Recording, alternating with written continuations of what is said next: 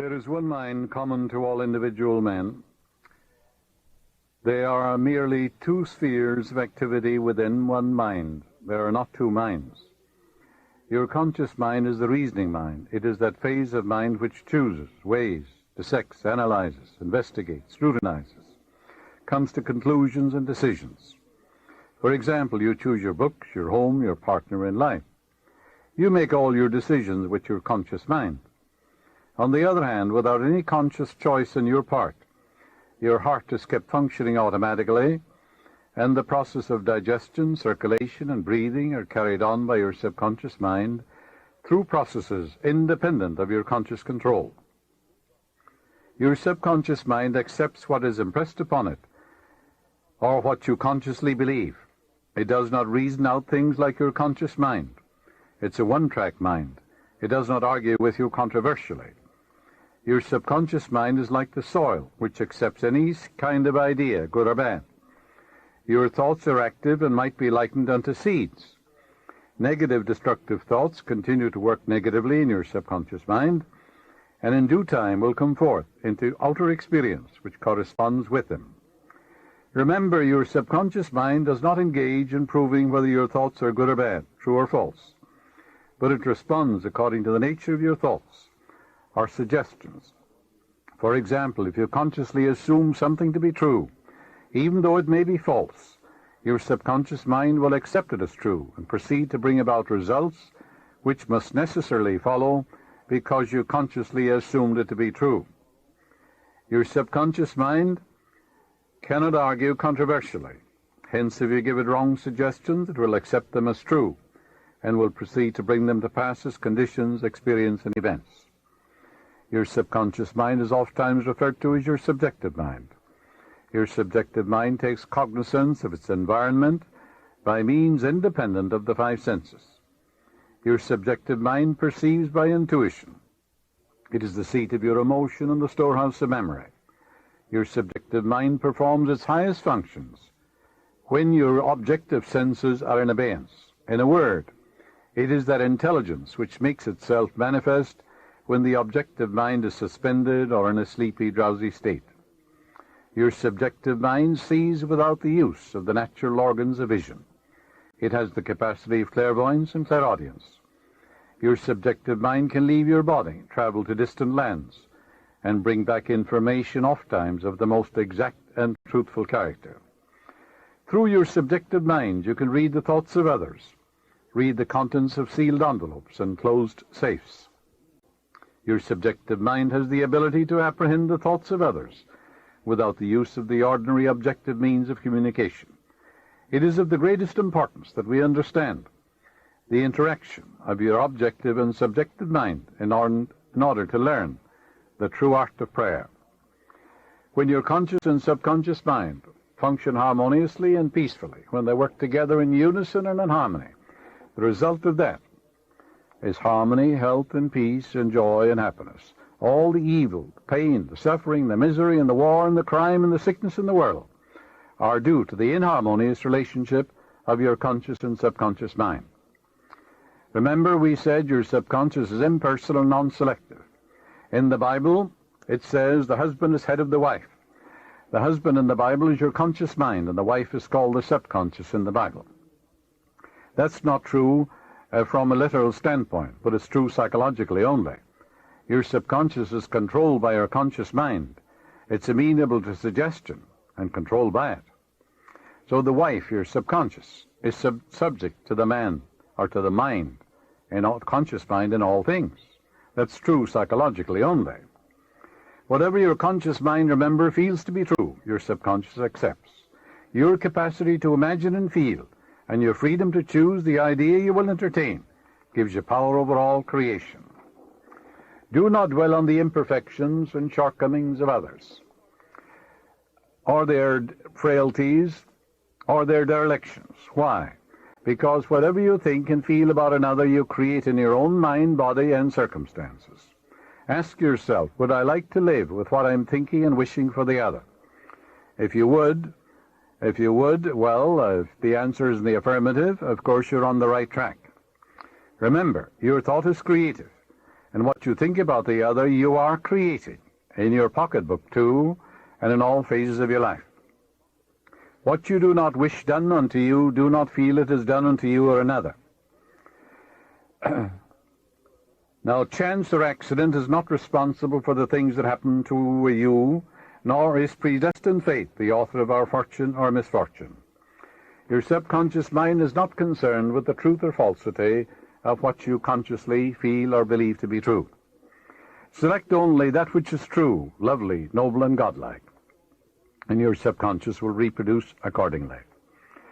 The Bible says, believe you have it now, and you shall receive it. All things whatsoever you shall ask in prayer, believe that you have it now, and you shall receive it. That's a psychological law.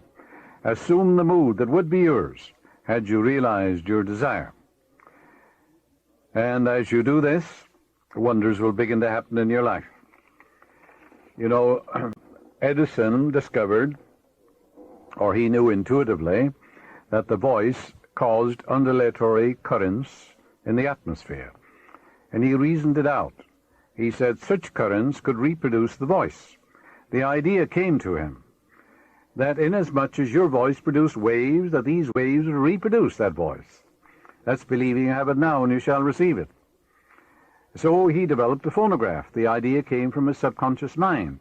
Your subconscious is your friend, seeks to heal you, to restore you. If someone is presenting you with a phony deal, there's something within you that warns you. That's your subconscious mind prompting you. Its intimations, urges, promptings, murmurings are always life word. It seeks to heal you if you cut yourself, if you burn yourself. It seeks to reduce the edema, gives you new skin and tissue.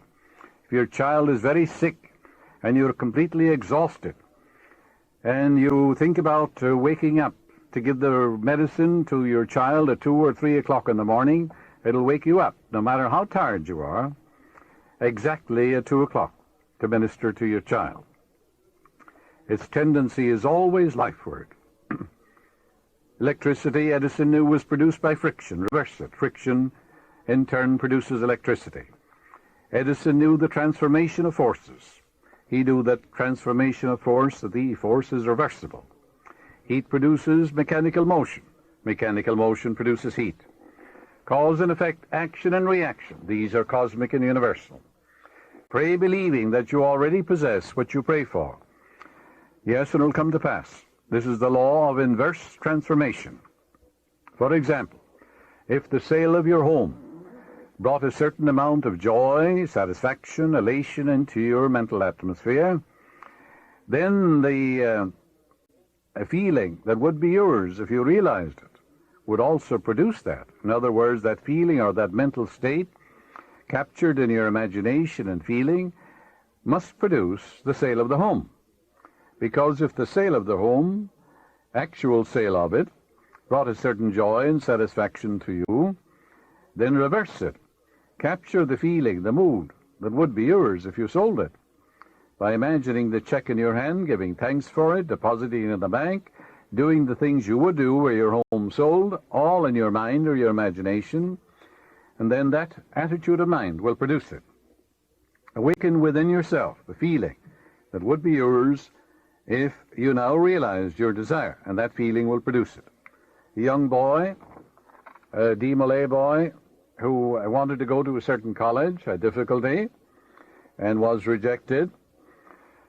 And I said to him, you understand this law of inverse transformation? How would you feel if they accepted you now? You went in to see this man who rejected you and said, well, we've changed our mind. We've looked over your qualifications and you are accepted. He said, I'd feel happy. I'd call up my dad. I'd feel wonderful. Well, I said, as you go to sleep at night, feel that I'm congratulating on your acceptance and your marvelous success in the college. Imagine you're also talking to your dad and telling him you've been accepted. And you're going in there now in your own mind. And this man is saying, well, you're accepted. It's wonderful. All right, you can capture that feeling, that in your imagination, that inner mood. And he did that, and he was accepted. Yes, the feeling of the answered prayer, if assumed and sustained, must objectify the answer to your prayer. So that's the meaning. If he calleth things that be not as though they were, and the unseen become seen. If a physical fact can produce a psychological state, then that psychological state can produce a physical fact. That's the meaning of all things whatsoever you shall ask in prayer, believing. Believe that you have it now and you shall receive it. How can you believe you have it now? Well, the reality of it is an idea, isn't it? A mental picture in your mind. So you accept the mental picture, dramatize it, feel the reality of it, rejoice in it, believe in the law of growth, knowing that the seed you put on the ground will grow if you nourish it, sustain it, water it, and fertilize it. The philosophy of 6,000 years has not searched the chambers and the magazines of the soul. Emerson said that. Your mind is your consciousness is the sum total of all your subjective and objective impressions and awarenesses. Your mind is a medium of ideas. It's a collection of impressions. Some are good and perhaps some are not so bad. Your mind, therefore, is a medium for all sorts of impressions, and your mind should be open only to ideas which heal, bless, inspire, elevate, and dignify your soul. For ideas are our masters. Ideas generate emotions. The reason there is so much misery in the world is the ideas many men hold are completely false. And these emotions get snarled up in the subconscious, and they must have an outlet. And being of a negative nature, it must be a negative outlet. Watt saw the steam coming out of the kettle. He was a Scotchman, mechanic. His mother was making a cup of tea, and he saw the result of the steam forcing the lid up. He began to think, what would happen if I harnessed that steam? Tremendous power there. All he had was an idea. He began to think about it from all angles. The idea came from his subconscious mind to force steam into a cylinder, which contained a piston. The expansion forced the piston back and drove the wheels. That was the beginning of the steam engine, which revolutionized industry all over the world. When a man says it can't be done, it was never done before, it's impossible. Remember, the science of aerodynamics states that the bumblebee cannot fly because its wingspan is too short and its weight is too great for it to fly. But the bumblebee doesn't know what's in the textbook, so it goes ahead and flies. So when someone says it can't be done, the man who knows the power of his imagination, of the great friend within him, says, what does he say? It says, I'm going to do it. It can be done. And the subconscious, which is his friend, responds to him and brings it to pass in a wonderful, wonderful way. Here's a friend also for a band. Someone mailed me this clipping. It's an unknown Mexican, it says, from the Copley News Service. And he was praying for wealth. That is, he wanted money to do the things he wanted to do. Obviously, he was poor, according to the article. And in a dream, he sees the Virgin, because he had gone to Guadalupe to pray. And the Virgin said to him in a dream, purchase this ticket 37281 in a Mexican lottery. He called his nephew in Texas, and he asked him to track it down. So the nephew tracked it down, and he invested the uncle's money to buy the block of tickets. And the uncle won $3 million, a grand prize in Mexico. The Internal Revenue, the article said, visited his nephew and said, we want $1,600,000 because you were here in America and you bought this ticket. So he took it to the tax court. And the article says, the judge said, well, this man received an answer to his prayer from the Virgin, and the ticket was purchased in his name, and the Internal Revenue doesn't get anything. So that's the friend that gave this Mexican, who believed that the Virgin would answer him, $3 million. That's the friend that's within you. Its ways are past finding out. The Virgin, of course, is the I am within you, your own subconscious mind. It's capable of infinite conceptions within itself. That's why Mary means the sea, Virgin means the pure mind, the infinite mind, the I am, the presence of God within you. That's called the Virgin Mary in all Bibles of the world. Mary is a Latin word meaning the sea. So it has nothing at all to do with woman or a virgin or anything of that nature. because there is that within you that's capable of an infinite number of conceptions of itself without the aid of any man. It created the whole universe. For example, the tree outside your door is an immaculate conception. So is the whole universe an immaculate conception. It came out of the mind of God. He had no one to aid him, for God is all there is. And therefore only God can make a tree. So that's the virgin that is within you. Now, even though he had blind faith and thought he was praying to a virgin, his subconscious responded. Because your subconscious responds whether the object of your faith be true or false. And that's a very interesting thing to know. So it'll answer blind belief too.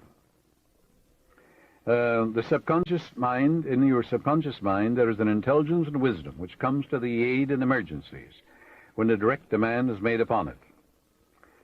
And there are many, many such instances where scientists, for example, have received answers to their prayers when they couldn't get an answer any other way.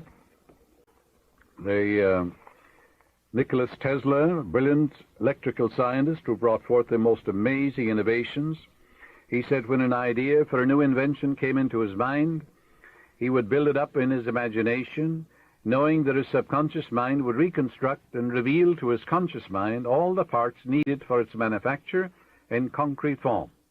Through quietly contemplating every possible improvement, he spent no time in correcting defects, and was able to give the technicians the perfect product of his mind.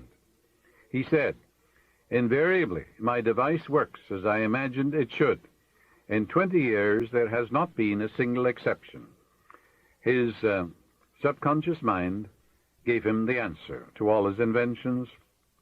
A famous chemist, Frederick von Stradonich, used his subconscious mind to solve his problem as follows.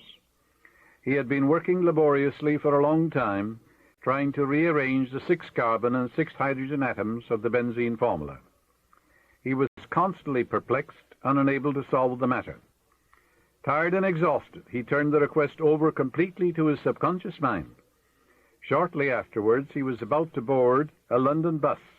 His subconscious presented his conscious mind with a sudden flash of a snake biting its own tail and turning around like a pinwheel.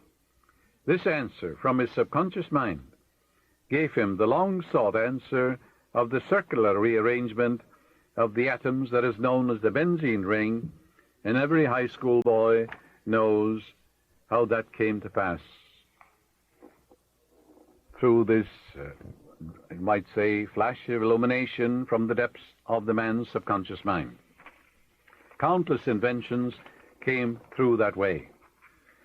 The Bible says, "I, the Lord," meaning your subconscious mind, "will make myself known unto a man in a vision, will speak to man in a dream." When I use the term subconscious mind, I'm talking about the great universal mind. I'm not looking at it from a Freudian narrow standpoint, where it deals with a mind of sex repressions and frustrations and inhibitions and things of that nature. Not at all.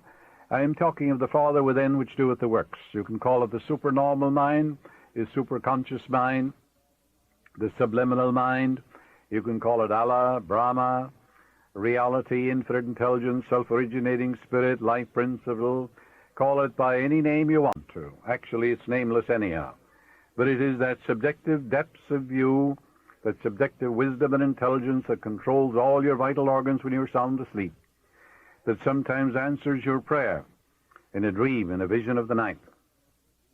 There are numerous references in the Bible to dreams, visions, revelations, and warnings given to men during sleep. Your subconscious mind is active 24 hours a day. It's your greatest friend. The Bible points out that Joseph was accurate in his analyses of the dreams of Pharaoh. His mental acumen and sagacity in predicting the future through the interpretation of dreams brought him praise, honor, and recognition by the king. Dreams have captivated scientists, scholars, mystics, and philosophers down through the ages. Many answers to man's most acute problems have been given in dreams. Since biblical days, various interpreters and expositors in every country have been engaged in the analyses and interpretation of dreams. Freud, Jung, Adler, and many other distinguished psychologists and psychiatrists have studied the symbols portrayed in dreams. And by interpreting the meaning to the conscious mind of the patient, they have released hidden phobias, fixations, and other mental complexes. Your dreams, of course, are projections of the contents of your subconscious mind. Many instances they answer your problems and warn you regarding investments, journeys, and marriage, as well as pitfalls of daily living. Your dream is a dramatization of your subconscious mind. It's not fatalistic. You mold, fashion, and shape your own destiny by your thought and feeling. Anything in your subconscious mind is subject to change. And when you know the laws of mind, you predict your own future. You can fill your subconscious mind with the truths of God, and you will crowd out of your mind everything unlike God. For the lower is subject to the higher. Your subconscious is subject to the conscious mind. That's the husband, you see, has charge over the wife in biblical language. But theologians have taken that literally for thousands of years and have held women in bondage and thralled them and in subjection due to a misinterpretation of the Scripture. Once I had a telephone call from a woman in New York City stating that her husband had told her prior to his transition that he planned to take a large sum of money from his private safe and invest it in a foreign country for greater returns. A few days later he passed on, and when the safe deposit in the bank was opened, there was no cash. But there was a record at the bank that 2 days previously he had visited the vault. There was no trace or record of any investment, and a minute inspection of his desk revealed no clues. I suggested to her that she turn her request over to her subconscious mind, which knew the answer, for it knows only the answer, and that it would reveal the answer to her in its own way. She prayed as follows: my subconscious mind knows where my husband secreted that money, and I accept the answer and believe implicitly the solution will come clearly into my conscious mind. She quietly dwelled on the meaning of these words, knowing they would be impressed in her subconscious mind, thereby activating its response. She had a very vivid dream in which she saw a small black box hidden behind a picture of Lincoln on the wall in her husband's work den. She was shown in the dream how to press a secret button which could not be seen with the naked eye. When she awakened, she rushed to the den, took down the picture of Lincoln. When she pressed the button, revealed in the dream, an opening appeared containing the black box, which in turn contained $50,000 in currency. She discovered the treasures of her subconscious. She discovered there was a friend within her, which knows all, sees all, has the know-how of accomplishment, because it is all-wise. You too can take a similar step in putting the wisdom of your subconscious to pass, to answer your prayer. A young woman in San Francisco experienced a recurrent dream for 4 consecutive nights. In her dream, her fiancé, who was living in Los Angeles, appeared to her, and quite suddenly, a very high mountain which seemed impossible to scale came between them. In the dream, she was deeply surprised, frustrated, and bewildered. She awoke, wrestling with the problem and sensing something very wrong and shady. I asked her what the mountain signified to her, as every dream, when interpreted properly, must coincide with the inner awareness and feeling of the dreamer. Moreover, a recurrent dream is very important, as it is the intuitive voice of your subconscious saying to you, stop, look, and listen. The word mountain to her meant an insuperable obstacle. I suggested to her that she speak to her fiancé about the dream and gain the assurance that there was nothing hidden that was not revealed, and nothing covered up that was not made known to her. Accordingly, she flew down to Los Angeles to see her fiancé, who met her at the airport. After a heart-to-heart talk, he finally told her, I am a homosexual. I wanted to marry you so that my customers, who are very religious, would not suspect anything. Her dream prevented her from experiencing what eventually would have been a great traumatic shock. You too can exercise the same or greater foresight through analyzing the recurrent happenings in your dream. Of course, there are variegated dreams, we know that. Some due to sexual frustration or repression, others are due to mental and emotional turmoil, bodily malfunctioning, fears and religious taboos. reproduction and a recast of past events or of the activities of the day. However, there are many dreams of a recurrent nature, as well as of a precognitive significance, wherein you see events before they happen. Many times you're given detailed instructions in the dream as to what action to take. There is a wonderful power within you, subconscious intelligence and wisdom, that man can use. He may be religious, he may be agnostic, he may be an atheist, and yet he can experience this infinite intelligence and wisdom functioning for him, because you need no creed. If you will call upon it, it will answer you, just as well as the atheist or the agnostic gets an answer. It's impersonal, no respecter of persons. You can call it a superhuman intelligence if you want to, or as I said, a subliminal mind or a subjective mind, or the I am, they call it Om in India. But the point is, the presence of the infinite is within you. It's in your own subliminal depths. It's also a law. It is there, and we should use it. It works as you sleep. The German proverb is, night brings counsel. Your body doesn't rest. Your heart and all the vital organs are working while you're sound asleep. Your conscious mind is in abeyance. You turn away from the vexations and the strife and the contentions of the day. But 2/3 of your life is controlled by the 1/3 in sleep.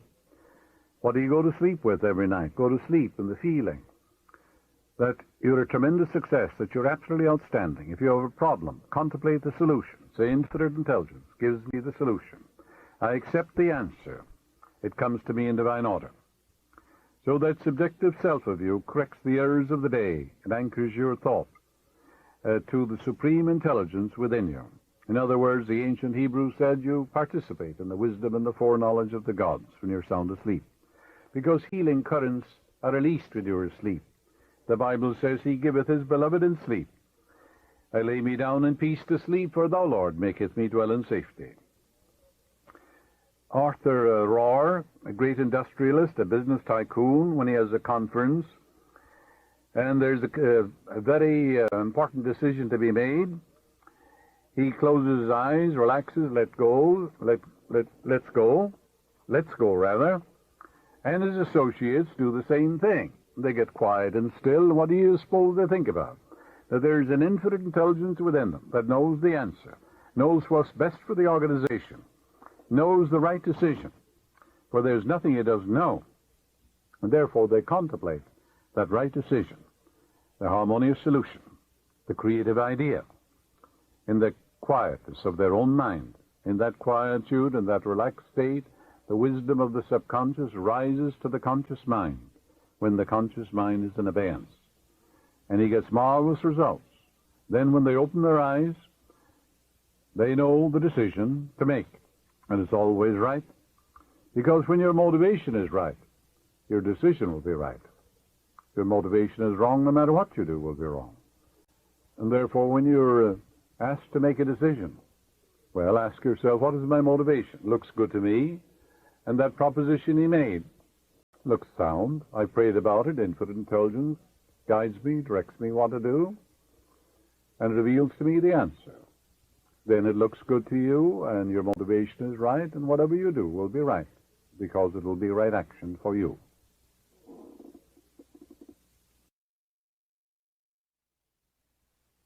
Robert Coleman, who used to be an usher here, is living now in Albuquerque, New Mexico. He's familiar with a number of medicine men down there, Indian medicine men. He told me an interesting thing about a member of the tribe who was very ill, and the local medicine men couldn't do anything for him. Couldn't do anything for her, rather, because it was a woman. And they brought in this special medicine man, and he said when the special medicine man came in, they had a pot of boiling hot water. The test of a medicine man is that he can put his hand, his arm, into this boiling water, and there'll be no inflammation, no burn of any kind, and leave it there for about 10 minutes. That's a sure sign he is disciplined and trained, has served his apprenticeship.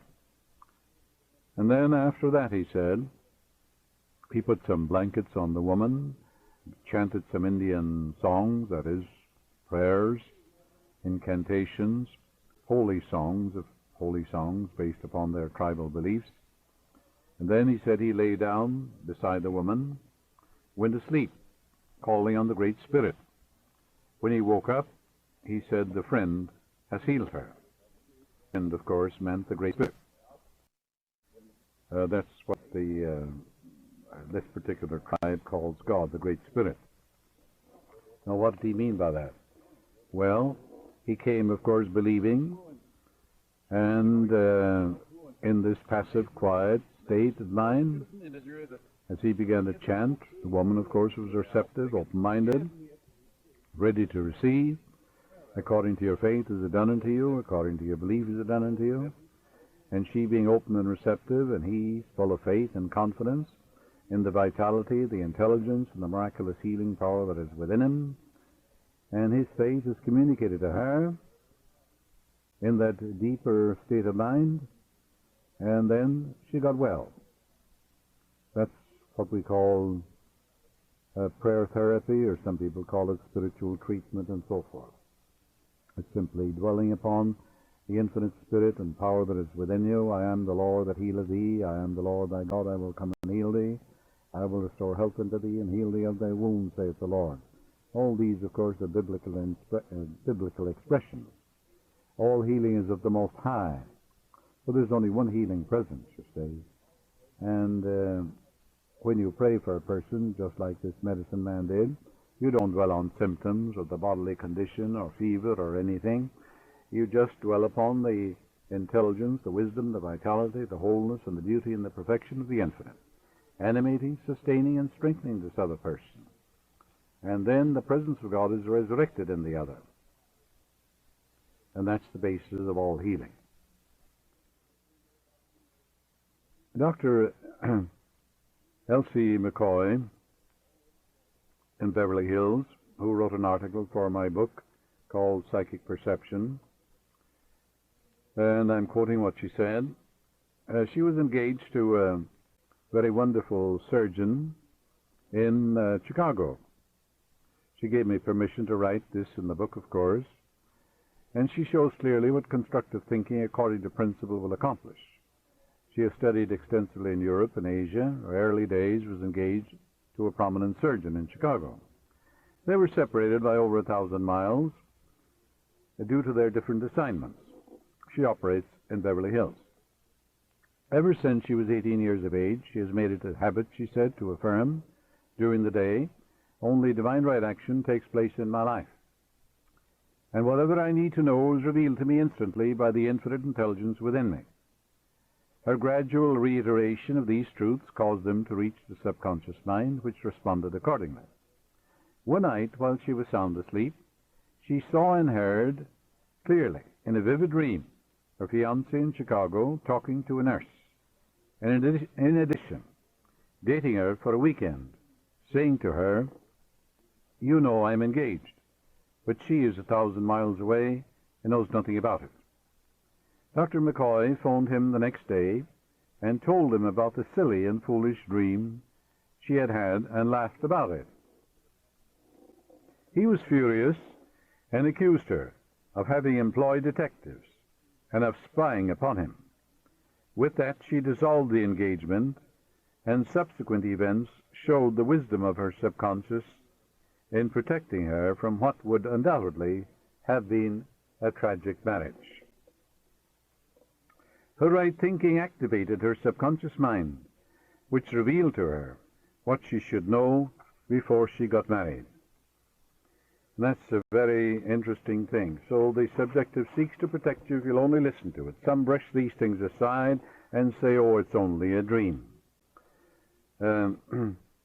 But there's such a thing, as precognition, as prescience, seeing events before they happen.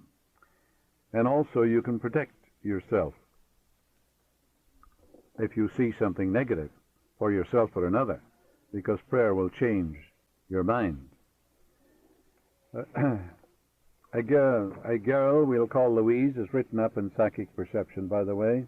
Her name was Louise Barrows before she got married. She is now Mrs. Wright, a secretary of mine, and she was informed many years ago by her foot surgeon that it was necessary to operate on her left foot to bring about a healing, and that this would necessitate having her leg in a cast as well as using crutches for 2 months or more. She prayed that infinite intelligence of her subconscious mind would guide and direct her to come to the right decision.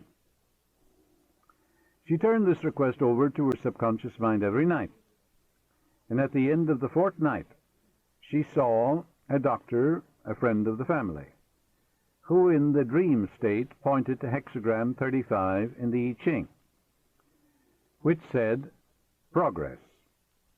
The next day she went to visit him, and on examining the foot, he advised her that he could bring about a perfect alignment and adjustment by manipulation and exercise, which she would have to practice, and a perfect healing followed.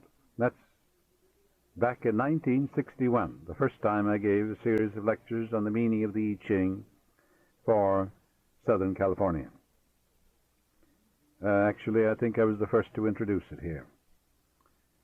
The subconscious mind usually speaks and reveals answers symbolically. Louise, having taken 2 classes on the I Ching with the speaker, became absorbed and engrossed with its scientific and metaphysical approach to life. And undoubtedly her subconscious knew she would follow the directions of the hexagram. For it always speaks to you in a way, in a voice, in a symbol that you will follow and understand. It will not speak to you in a voice of someone you dislike or you disapprove of. It spoke literally to her when it revealed the doctor she should see for the healing of her foot. So the Lord makes him, so the Lord is the lordly power within you. There's only one power anyhow. Makes himself known in a vision and will speak to man in a dream. That's what your Bible says, because it also says, in a dream and a vision of the night, when deep sleep falleth upon man, slumberings upon the bed, he openeth the ears of man, sealeth their instructions. There's only one being, and that power is within you. It's called the life principle, called the living Spirit Almighty. It's called by many names. But remember, you do not put self-expansion into the seed. You do not give vitality to the seed. You put the seed in the ground, it won't grow in your pocket. And you water and fertilize the seed. And as Judge Strord, the author of inimitable textbook, says, your quiet contemplation of your desires and accomplished facts is the way to pray. The feeling of pleasure and restfulness in foreseeing the certain accomplishment of our desire is the way to get the answer to your prayer. The operation, he says, is that of a gardener, and it's more or less an exact analog of that of a gardener. We do not put self-expansion or vitality in the seed. We sow it, don't we? And then we water it and fertilizing it, knowing that it's going to expand and unfold in a wonderful, wonderful way. And of course it will expand in a wonderful way if you water it with faith, with expectancy, with understanding. And then wonders will begin to happen in your life. A thought is the most powerful force in the universe, you know. Your word is a thought expressed. If you are in a position of authority, your thought or word can direct how missiles, nuclear energy, dynamite, or thermonuclear weapons are to be used. Your thought determines how electricity is to be used. Likewise, your thought directs the operation of your life. Your subconscious mind could be likened to an iceberg. 90% of it is below the surface. It is your subconscious mind that does the work according to the orders given by your conscious mind. What you think with your conscious mind, you produce with your subconscious, you see. A very interesting thing, which I think you will appreciate, is to know about Dr. Arthur Thomas. He's now minister of the Church of Religious Science in Pasadena, but he was the minister in Reno, Nevada, for a long time. He gave me permission to write this about him. He had been a captain in the British Navy at one time, More recently, he had been in the wholesale business as well as in the real estate in Los Angeles. About 10 years ago or more, he started attending my lectures on Sunday mornings. He said, I realized suddenly my thought was the only creative power of which I was aware, and I was going to create what I really wanted. Consequently, he began to affirm to himself frequently, I am a minister now. I am teaching the truths of life to people. This is what he used to say to himself. Every night he would imagine he was expatiating on the great truths to a wonderful group of men and women in a church. Not any particular church, just a church. You can do that in your mind, can't you?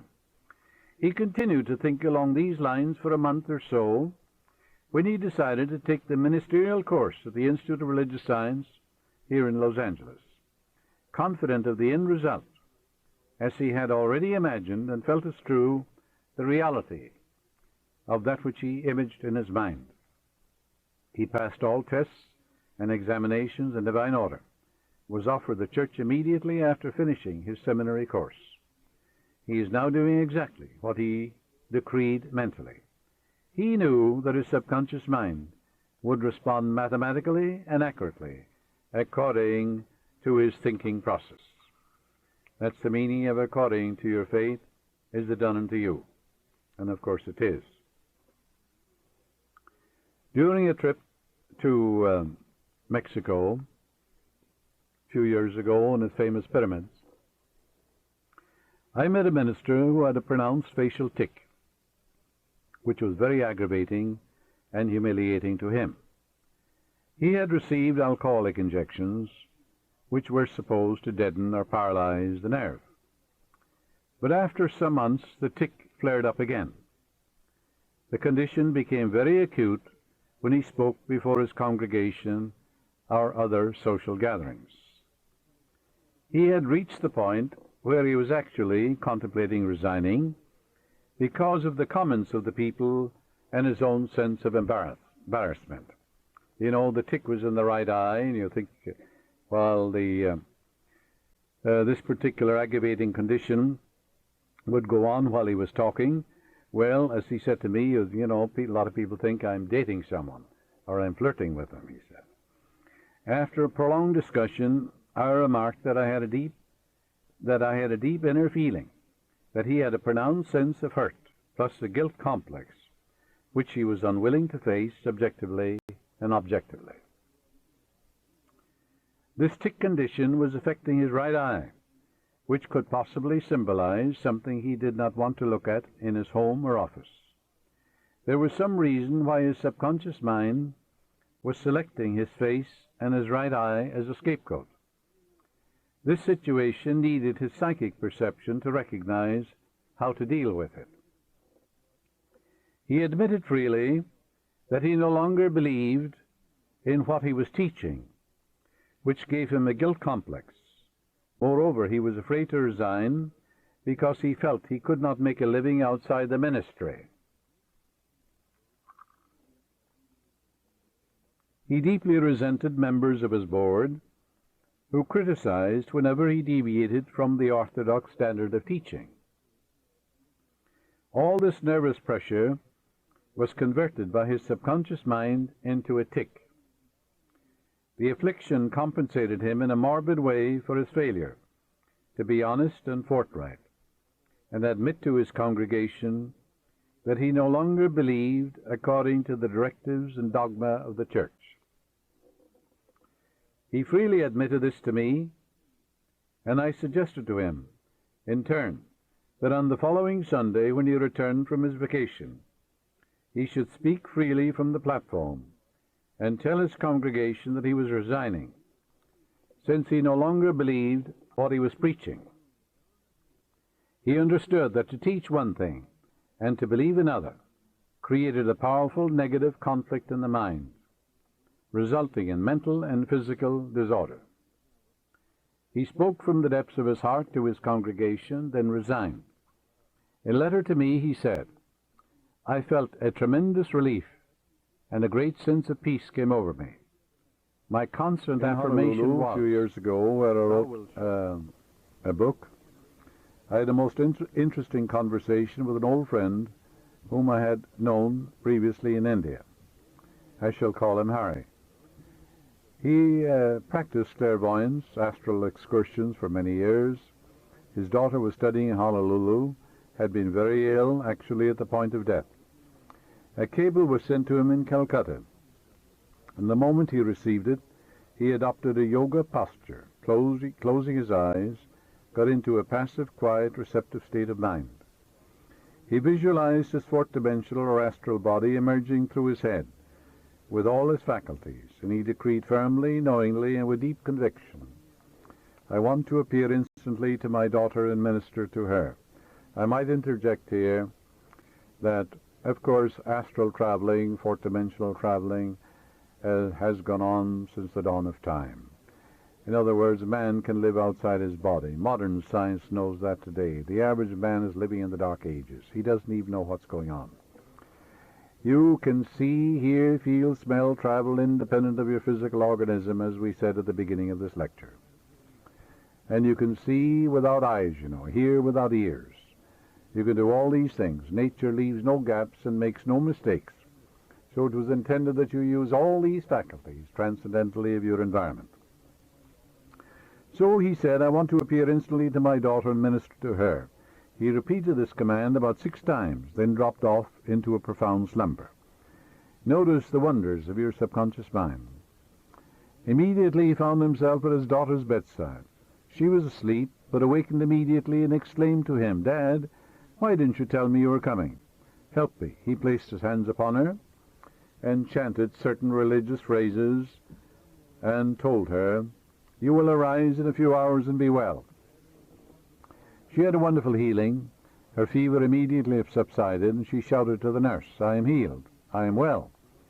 My father was here, and he healed me. The nurse thought she was raving, but the resident physician confirmed the silent inner knowing of her soul, that she was indeed perfectly well. However, both laughed at her story of a visitation by her father from India. The nurse was puzzled and perplexed, and said to the daughter, how could your father or anybody else get in from downstairs through closed doors? I saw no one enter your room. The daughter explained to the nurse, oh, my father visited me in his fourth-dimensional body.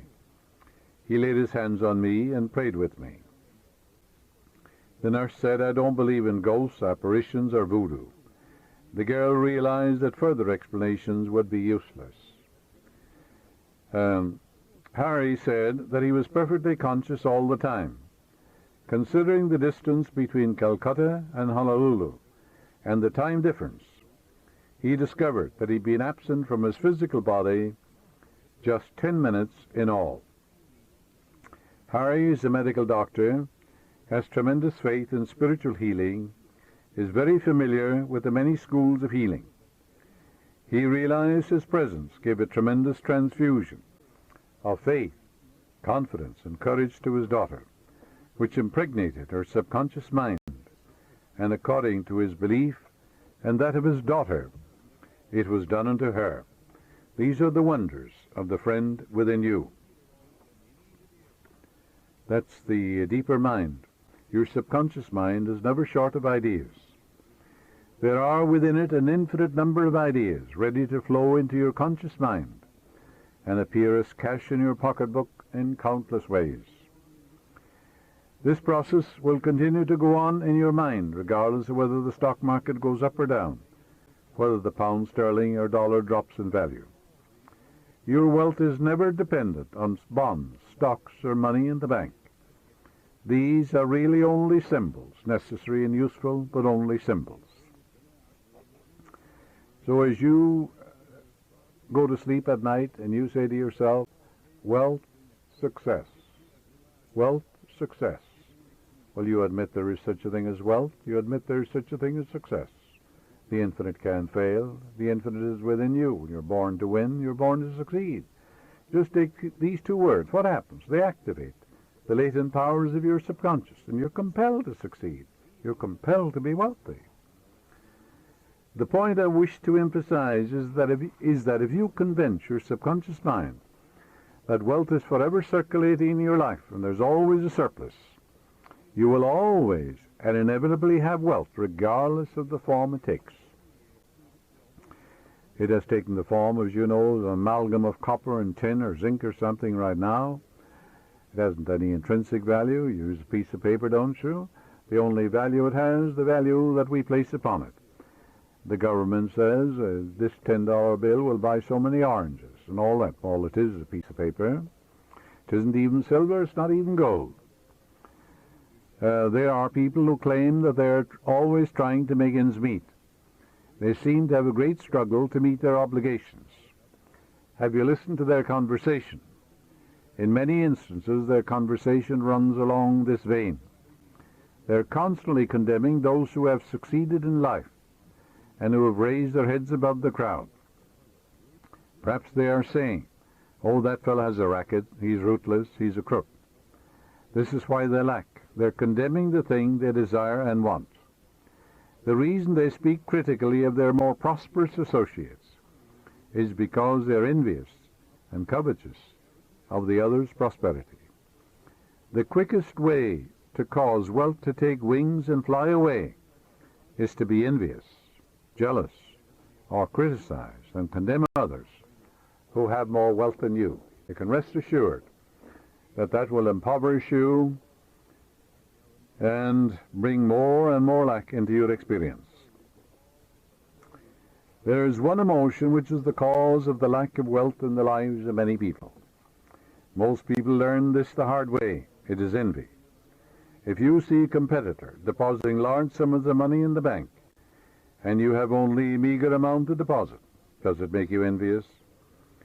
The way to overcome this emotion is to say to yourself, "Isn't it wonderful? I rejoice in that man's prosperity. I wish for him greater and greater wealth."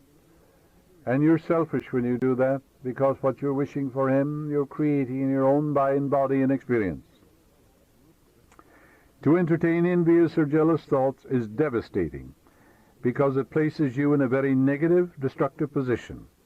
Wealth flows from you instead of to you. If you are ever annoyed or irritated by the prosperity or the great wealth or success of another, claim immediately that you truly wish for him greater wealth and success in every possible way.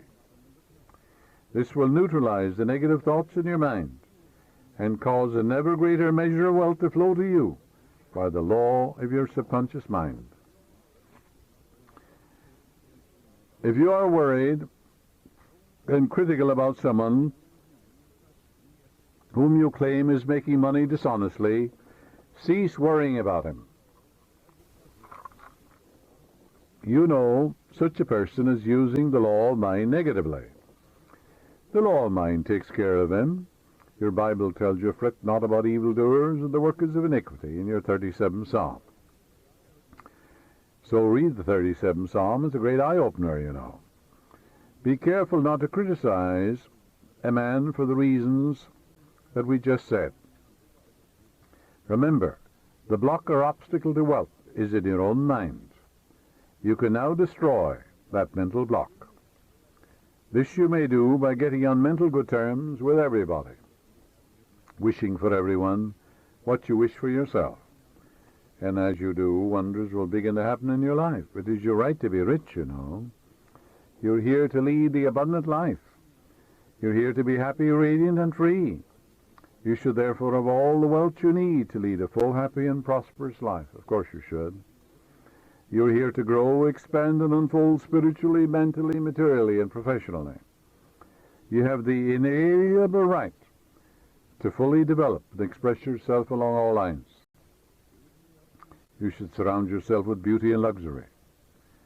Why be satisfied with just enough to go around when you can enjoy the riches of your subconscious mind? Yes, make friends with money, and you will always have a surplus. Your desire to be rich is the desire for a fuller, happier, more wonderful life. It is a cosmic urge. It is not only good, but very good. Money is a symbol. It means to you not only freedom from want, but beauty, luxury, abundance, and refinement. It's a symbol of the economic health of the nation. When your blood is circulating freely in your body, you're healthy. When money is circulating freely in your life, you're economically healthy. Engage your friend. Your friend is your subconscious. Will give you all the wealth you need to do what you want to do when you want to do it. When people begin to hoard money or put it away in tin boxes and become charged with fear, there's economic illness. Money has taken many forms as a medium of exchange through the centuries: salt, beads, trinkets of various kinds. In the early times, a man's wealth was determined by the number of sheep and oxen he had. Now we use currency and other negotiable instruments, as it is much more convenient to write a check than carry some sheep and cattle around with us to pay our bills. Now, as you go to sleep at night, and every night you go to sleep, practice a very simple technique. Repeat the word, wealth. Words, rather. Wealth, success.